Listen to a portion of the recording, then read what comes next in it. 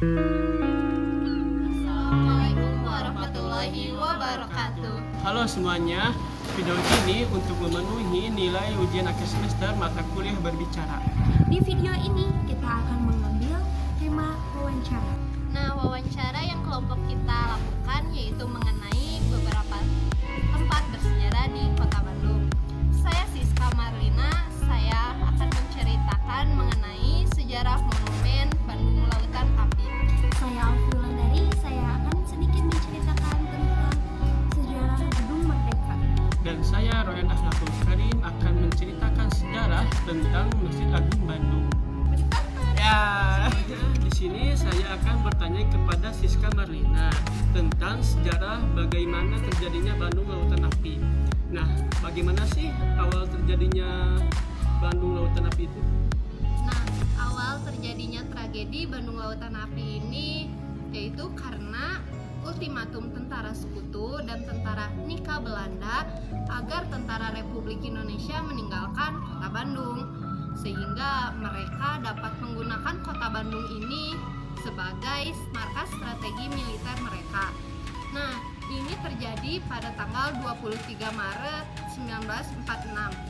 Ya, seperti itu Kang jawaban pertama. Baik, Teh Siska, terima kasih. Lalu selanjutnya ada pertanyaan, bagaimana sih alasan dilakukannya operasi bumi Kota Bandung? Nah, di balik alasan membumi hanguskan Kota Bandung ini karena Sekutu menginginkan warga Kota Bandung selain tentara Republik Indonesia dan BKR untuk menyerahkan senjatanya. Nah, sedangkan warga Kota Bandung merasa hal tersebut merupakan tindakan menyerah tanpa syarat. Dari hal tersebutlah mendorong tentara Republik Indonesia untuk membumi hanguskan Kota Bandung.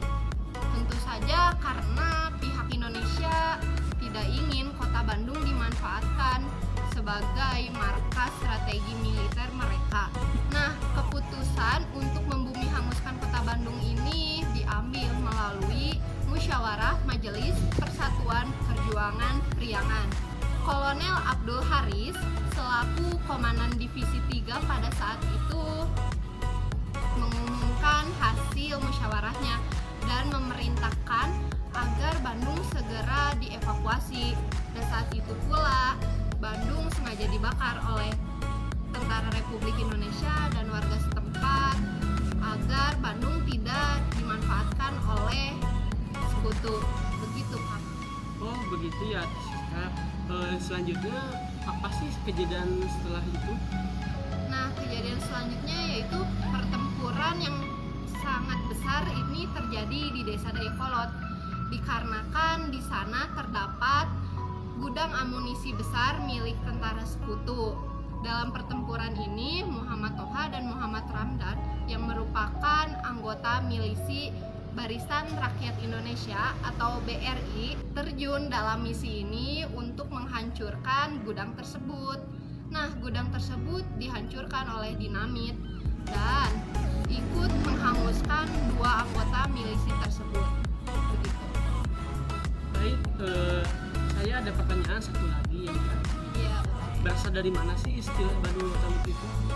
Nah, untuk istilah Bandung Lautan Api ini yaitu berasal ketika A.J. Bastamas, seorang wartawan yang melihat atau menyaksikan secara langsung pembakaran Bandung ini di Gunung Letik di sekitar Pamengpeuk, Garut. Dan ia sangat bersemangat menulis berita dan memberi judul Bandung Lautan Api. Ya, begitulah cerita. Oke, semuanya cukup sekian wawancara dari saya dan Siska Marlina. Saya ucapkan terima kasih banyak. Halo semuanya, saya Siska Marlina. Nah, kita akan berbincang nih dengan Alfi Wulandari mengenai sejarah berdirinya Gedung Merdeka. Bagaimana nih Alfi awal mula berdirinya Gedung Merdeka ini? Baik deh Siska, dulu itu sebelum jadi gedung besar seperti ini, gedung Merdeka adalah sebuah warung kopi atau kafe. Yaitu tempat para orang-orang Belanda yang kaya berkumpul di warung atau kafe tersebut.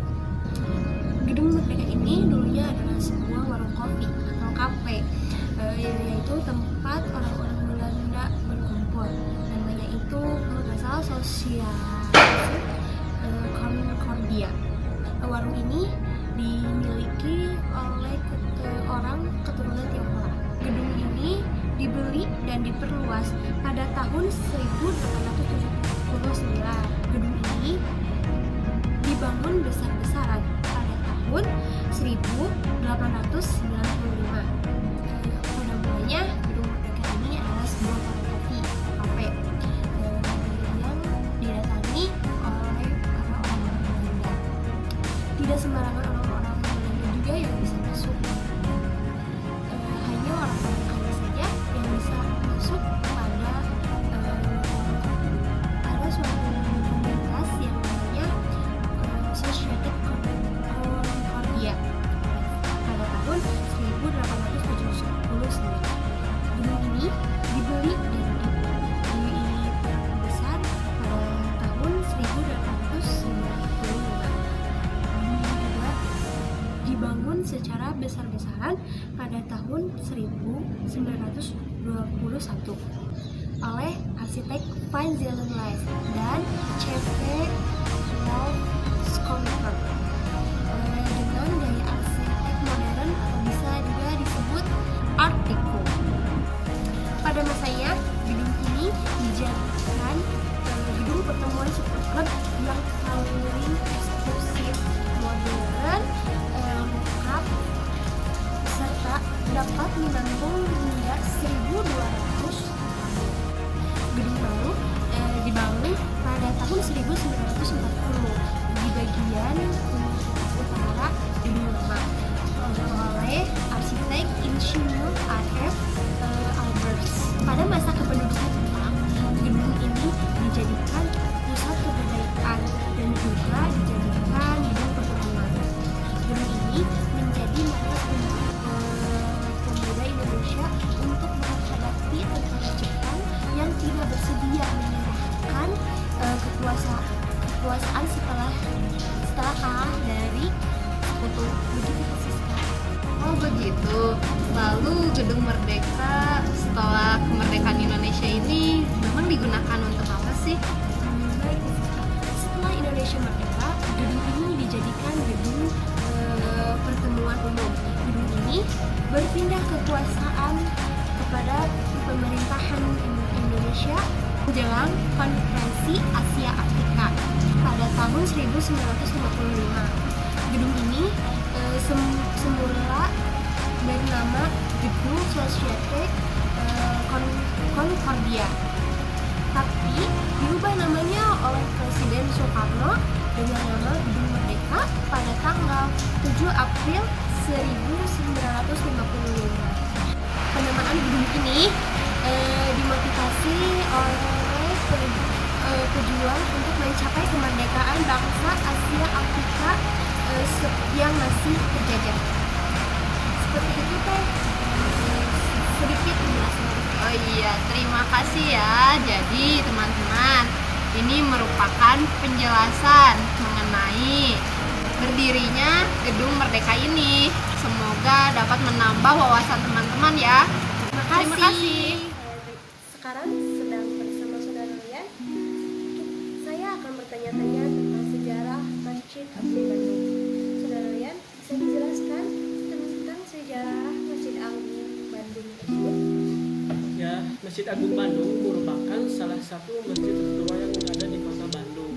Masjid ini dibangun pada awal abad ke-19, yaitu tahun 1811 dan 1812. Pembangunan Masjid Agung Bandung ini juga bersamaan dengan pemindahan ibu kota Bandung dari Krapyak ke Cikapundung. Masjid Agung terletak di pusat kota Bandung, tepatnya di Jalan Asia Afrika, Balung Gede, Kota Bandung. Lokasinya yang strategis dan berada di pusat kota Bandung, yaitu berada di dekat alun-alun dan kantor wali kota Bandung, menjadikannya sebagai salah satu pusat kota. Masjid ini juga sering disebut sebagai Masjid Raya Bandung Provinsi Jawa Barat. Sebagai salah satu pusat kota Bandung, Masjid Raya Agung tentu menyimpan banyak sejarah dan peninggalannya tersendiri. Masjid Agung Bandung ini telah berdiri kurang lebih dari 2 abad lamanya. Dalam kurun waktu 2 2 abad lamanya, Masjid Agung Bandung telah mengalami banyak perkembangan. Perkembangan pada Masjid Agung Bandung ini terjadi dengan melalui pembangunan dan renovasi. Masjid Agung Bandung telah mengalami banyak sekali renovasi, yaitu sekitar 7 hingga 8 kali.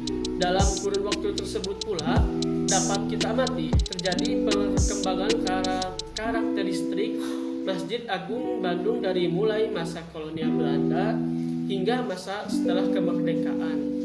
Mulai dari bentuknya yang masih sederhana hingga menjadi megah seperti yang dapat kita amati sekarang.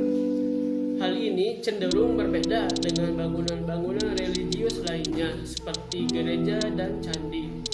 Bangunan-bangunan tersebut cenderung mempertahankan bentuk fisiknya, namun terlepas dari hal tersebut, perubahan-perubahan yang terjadi pada Masjid Agung Bandung terjadi akibat adanya perubahan situasi dan kondisi dari masa ke masa pada lingkungan di sekitar masjid tersebut. Yang terakhir saya ingin bertanya tentang sejarah pembangunan dan renovasi masjid tersebut. Bagaimana jawabannya? Ya. Saudari Royan?